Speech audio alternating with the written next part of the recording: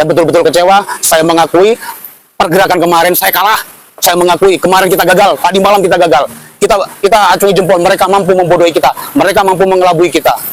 Tapi jangan seenaknya. Tapi jangan bangga. Kita terus akan bergerak sampai kebenaran betul-betul hadir di bumi Blambangan ini. Bung Halili, ini kan masyarakat menunggu. Ya, masyarakat menunggu. Apa sih sebenarnya yang terjadi kok hingga tidak ada kegiatan riak-riak untuk gerak menurunkan Habib Syekh dari panggung selawatan itu? Apakah terjadi sesuatu atau bagaimana ini?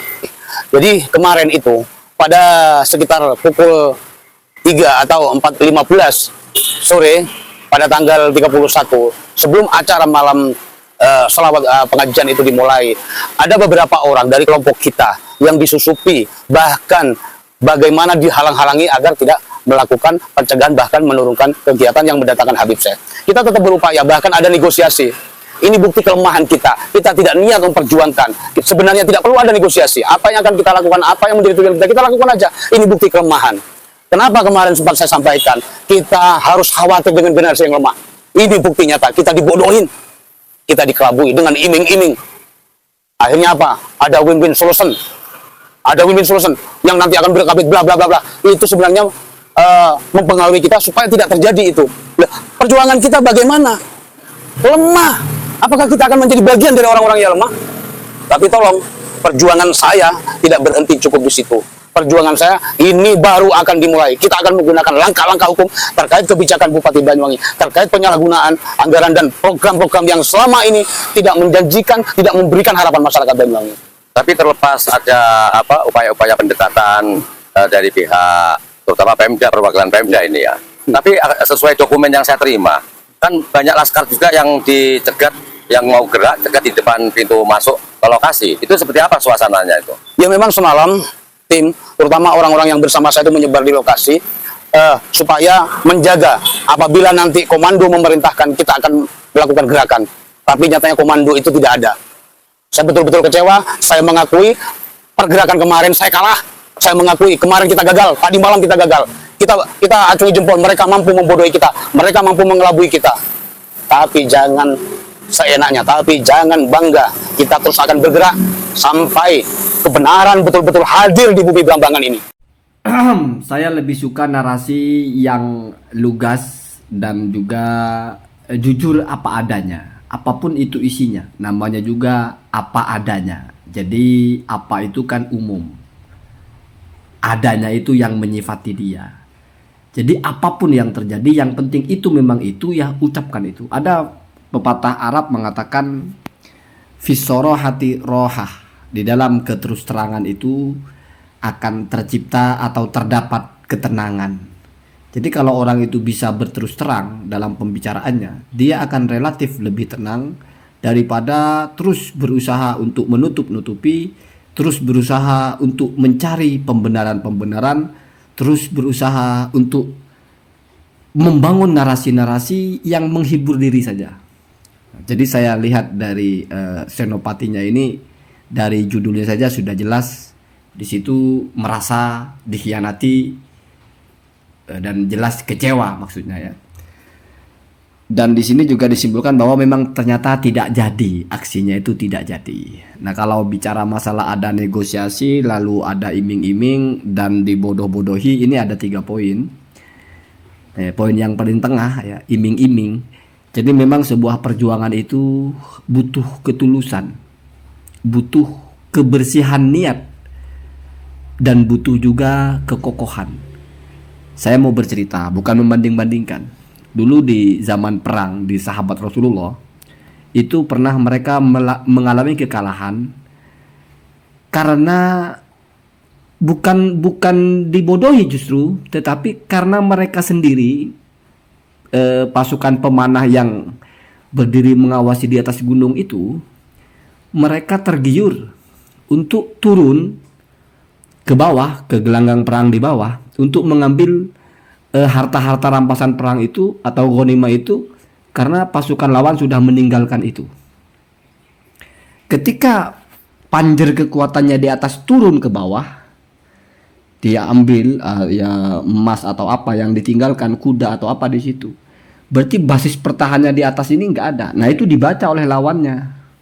Ketika itu Khalid bin Walid kalau tidak salah ya, masih belum jadi Islam, dia yang cerdik, dia ngerti. Wah, basis kekuatan di atasnya sudah lemah. Kenapa? Karena tergiur.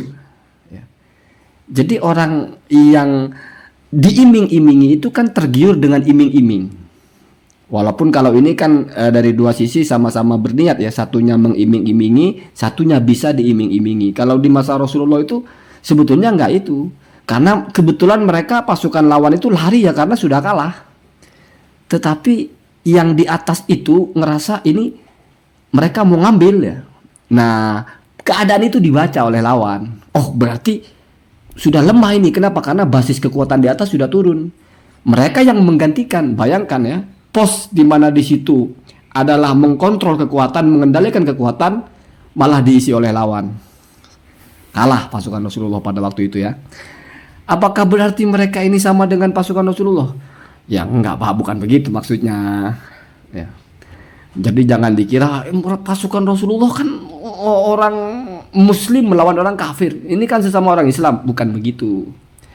Kalau kita mau sedikit tarik-tarik, yang jelas-jelas begitu aja kalah gitu. Kalau tergiur perjuangan itu, kalau sudah mulai ada unsur-unsur lain di hati, yang jelas-jelas bainal haq wal batil aja kalah gitu. Jadi ini sudah lepas dari nilai kamu di posisi apa gitu. Karena kita bicara pemicu. Kalau sudah tergiur, sudah goyah perjuangan itu, ya kalah. Kamu memperjuangkan hal yang baik ataupun memperjuangkan hal yang buruk, sama aja. Kalau sudah mulai tergiur, ya, kenapa? Karena orang itu termotivasi karena satu kesatuan niat. Niat itu adalah bulat tekad. Bulat itu berarti satu poin, satu titik. Tapi kalau sudah mencar-mencar, ada niatan lain lagi, ada tujuan ini lagi, tujuan itu lagi, ya nggak berhasil perjuangannya, kira-kira begitu ya. Bahkan niat itu penting sekali dan harus tunggal ya. Niat itu harus tunggal dan harus suci gitu. Ya dulu ketika sabda Nabi yang populer sekali itu, orang kalau hijrah tujuannya adalah untuk dapat ini, untuk dapat itu, untuk dapat perempuan, untuk dapat apa, ya dia dapat itu saja. Tidak akan dia masuk kepada kelompok orang yang berhijrah karena Allah gitu. Nah kira-kira begitu ya. Tapi ya relevan atau tidak relevan, saya hanya bicara bahwa kalau kita ingin sesuatu itu, maka niatnya juga harus bersih. Jangan mudah tergoyah. Nah, satu ya. Jadi kalau kelompok yang menjadi korban karena teriming, ya, bukan menjadi korban ya, yang gagal karena menjadi korban iming-iming, ya itu sudah min lawazimil umur, sudah biasa begitu. Pasukan apapun kalau sudah diiming-imingi terus teriming gitu, apa maksudnya ya, tergoyah gitu, ya selesai masalah ya. Kemudian dibodohi, ya kita tidak bicara masalah yang membodohi atau apa, tapi korban pembodohan itu dibodohi itu ya bukan sesuatu yang baik ya. Jadi yang membodohi tidak baik, korban yang dibodohi pun tidak baik. Kenapa? Karena kalau pintar tidak akan bisa dibodoh-bodohi, kan begitu. Nah kemudian yang terakhir, pengakuan gagal. Jadi ini sudah ya anggaplah klarifikasi ya, entah dia mewakili atau tidak. Tetapi dari sini beberapa poin ditetapkan bahwa ada ikrar. Ikrar itu pengakuan. Pengakuan yang konotasinya negatif atau tidak menguntungkan. Mengaku dibodohi, mengaku ada iming-iming atau apa dan teriming gitu, dan kemudian mengaku gagal. Nah kalau seperti itu tidak butuh bukti itu. Tidak butuh bukti maksudnya karena di posisi sedang mengaku hal yang tidak baik, itu bukan mengklaim, itu mengaku namanya. Jadi kalau dalam fikih itu, kalau pengakuan itu, kalau ucapan kita itu konotasinya merugikan kita, itu namanya ikrar, pengakuan. Itu tidak butuh bukti. Misalnya orang mengaku saya mencuri, sudah otomatis dia pencuri. Saya membunuh, otomatis dia pembunuh. Saya berzina, otomatis dia berzina. Tapi kalau kita menuduh orang, baru butuh bukti. Kamu nuduh orang pembunuh, kamu butuh bukti. Tapi kalau orangnya ngaku saya membunuh, itu tidak butuh bukti. Itu dalam fikih begitu ya. Tapi kalau dalam hukum kita enggak mungkin. Jadi ini adalah ikrar ya, pengakuan-pengakuan. Bukan klaim, bukan iddia. Jadi dalam fikih itu ada ikrar, ada iddia.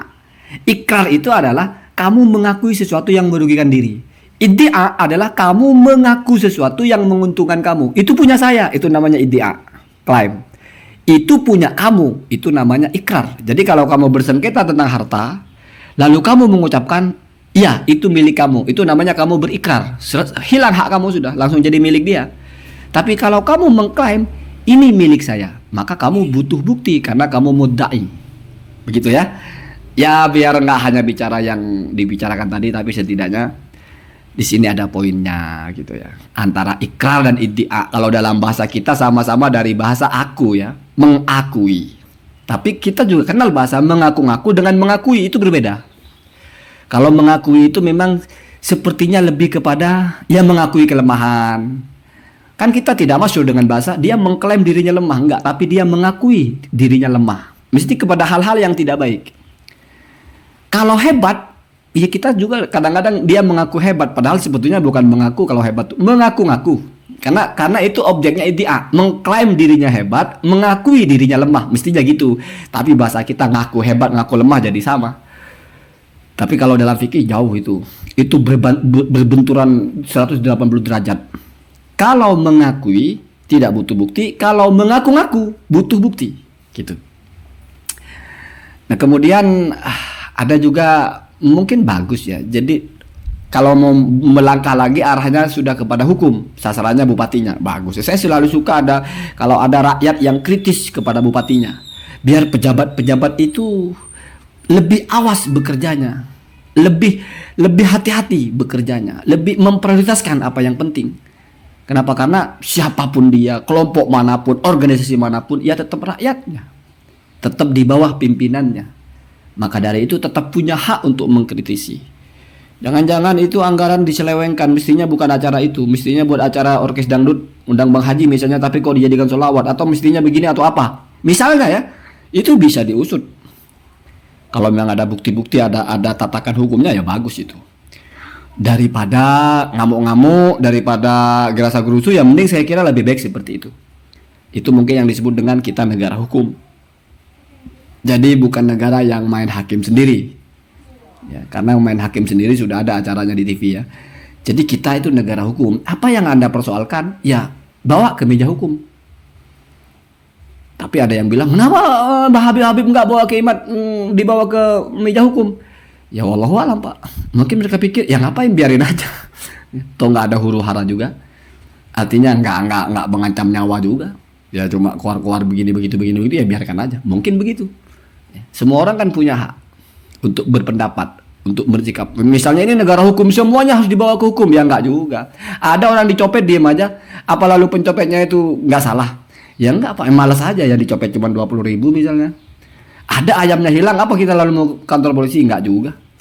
Saya ayam banyak. Ada orang dituduh nasabnya palsu, biarin aja yang nuduh kamu juga. Ngapain saya bawa ke polisi? Kan ada juga orang begitu Pak. Jadi ngerasa tidak diambil apa. Tidak ada yang hilang gitu dalam dirinya, tidak ada yang merugikan, sehingga ngapain repot-repot. Ya biarkan aja, kamu makan aja. Sama dengan orang ayamnya diambil, masa ya kita mau ke polisi misalnya ya. Kalau hanya bagi mereka hanya seperti itu gitu. Semuanya orang kan berhak punya pemikiran Pak. Yang jelas kita selalu support apapun selama itu ada potensi untuk menuju kepada kebaikan. Semua orang itu kan merasa ingin memperjuangkan kebaikan. Hanya berbeda dalam memandang apa ini masuk kebaikan, apa masuk keburukan. Kan itu saja. Siapapun orang itu mesti berpikirnya saya ingin menuju kebaikan. Ini kalau orang benar ya. Ya kalau setan enggak. Kalau orang itu mesti fitrahnya begitu. Tetapi ketika ada pertentangan, ini tidak baik, ini baik, ini tidak baik, didiskusikan, dibicarakan. Nggak usah ngamuk-ngamuk. Memang begitu. Hidup itu begitu.